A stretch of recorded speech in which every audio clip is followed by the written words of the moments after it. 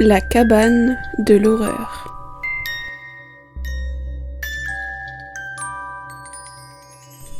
Votre dose de frissons.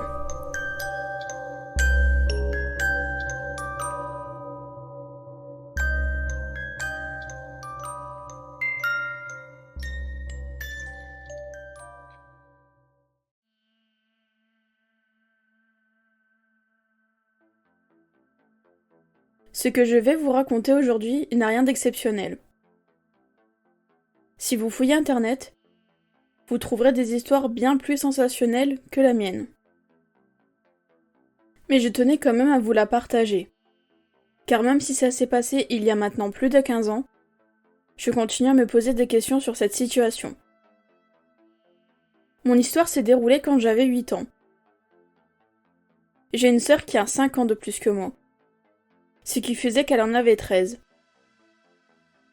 Même si elle était déjà au collège et commençait à être ado, ça ne l'empêchait pas de jouer avec moi. On aimait déjà, à l'époque, tout ce qui touchait à l'horreur. Du coup, on adorait inventer des jeux ou faire des activités qui nous faisaient frissonner. Je ne vais pas tous les citer ici, car ça serait trop long. Mais notre préféré était celui du KGB.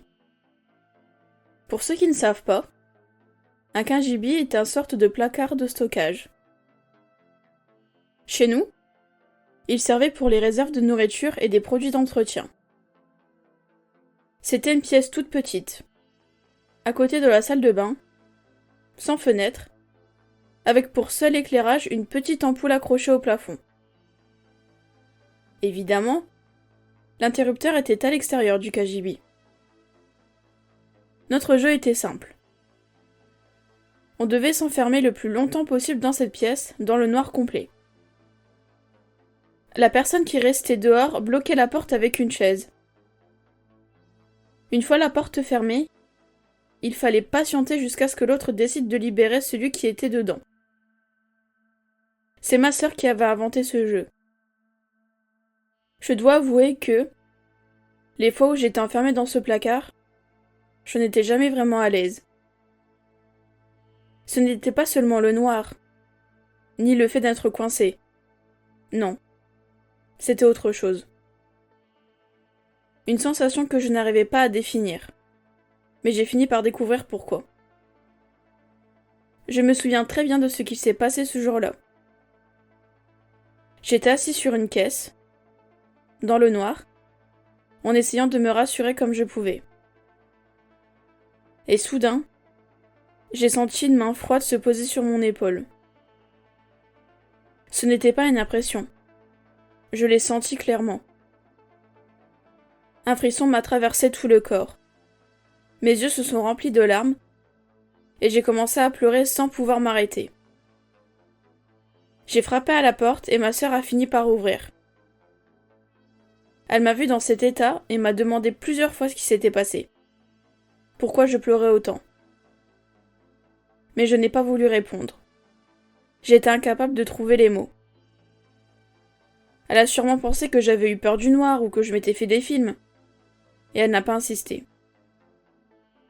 Mais moi, je savais que ce n'était pas ça. Ce que je sais, c'est qu'après ce jour-là, on n'a plus jamais rejoué au jeu du KGB.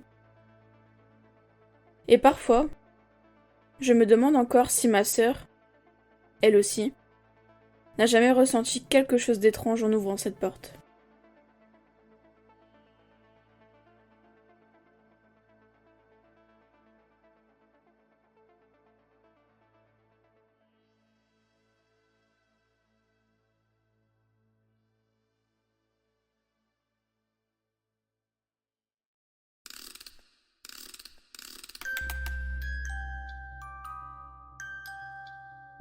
C'est une nouvelle histoire qui s'achève, ou presque.